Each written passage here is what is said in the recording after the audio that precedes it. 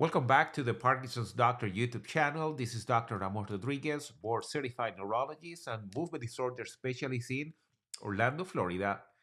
And today I'm actually speaking about a recent publication about a blood test to help diagnose people with Parkinson's disease. So I have been getting a lot of emails and a lot of comments and a lot of questions from the patients in my clinic asking what does this means when it comes to my care for my Parkinson's, and I am going to define that with you. So let's go ahead and take a look at the article that was published recently.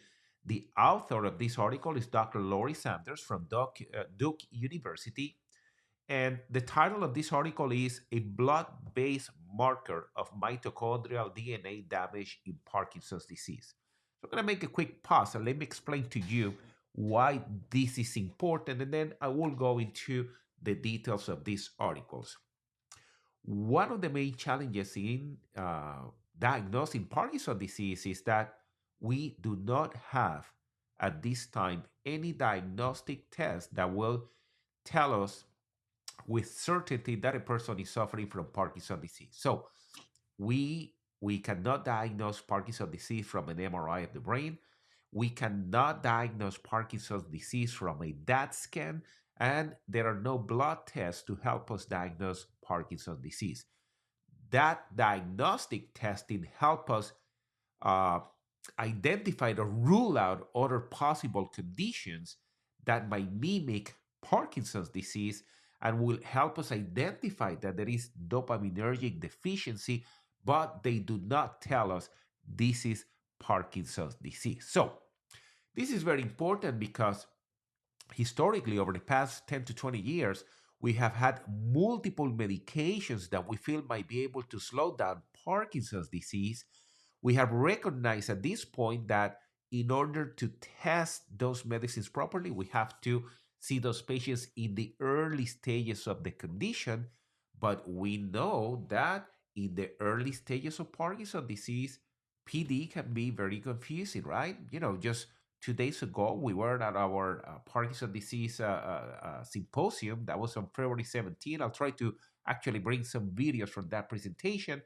But a common comment from a lot of the patient is, why did it take the doctors between 2 to 3 years to finally make a diagnosis of Parkinson's disease? And this is the reason we do not have uh, a test for Parkinson's. That's number one. Number two, Parkinson's disease presents in different ways on everybody. So no two people are alike. And number three, the other challenge is that Parkinson's disease and atypical Parkinson's in the early stages, they all look very similar. So it could be possible that we diagnose a person with Parkinson's disease, but 3, 4, 5 years into their condition, into their journey, we begin to realize that new symptoms have emerged and there is a lack of response to the carbidopa levodopa medicine that suggests the person is having something else that looks like Parkinson's, but it is not Parkinson's disease. But obviously, in the early stages, they all look the same.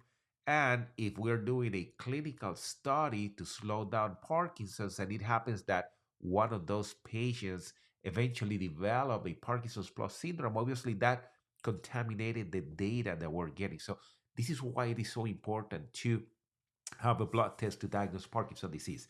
And now let's get into this particular manuscript, right? So, a lot of this work actually has been supported by the Michael J. Fox Foundation, and I collected this information uh, from the website and the press release from Duke University. And in this particular study, what they found out is that there are some changes in the DNA in the mitochondria. The mitochondria is a part of a cell, is the energy producing section of the cell. And what they found is that people with Parkinson had some changes that was not present in people that did not have Parkinson's disease. So the question is, if I am able to identify these changes when I am suspecting Parkinson's, then I will be able to make a diagnosis much earlier. So this is what they did. They are using PCR-based technology to be able to look into these changes in the DNA. And the interesting thing is that even in some genetic models of Parkinson's disease, they were able to find out the same changes, and they were able to use this test to identify those uh, uh, mutations that make the diagnosis of Parkinson's disease earlier. So this is extremely important. This is actually a game changer because we are in need of something that will help us diagnose Parkinson's disease better. Now, there are two things we do not know at this time. Number one is, can this test measure the progression of Parkinson's? Because one of the things that we want to know is, if the numbers or the results change, does that mean that my Parkinson's disease is either getting worse or is it getting better, right? So I do not know this information. I do not think that the authors know this information because this is still in process.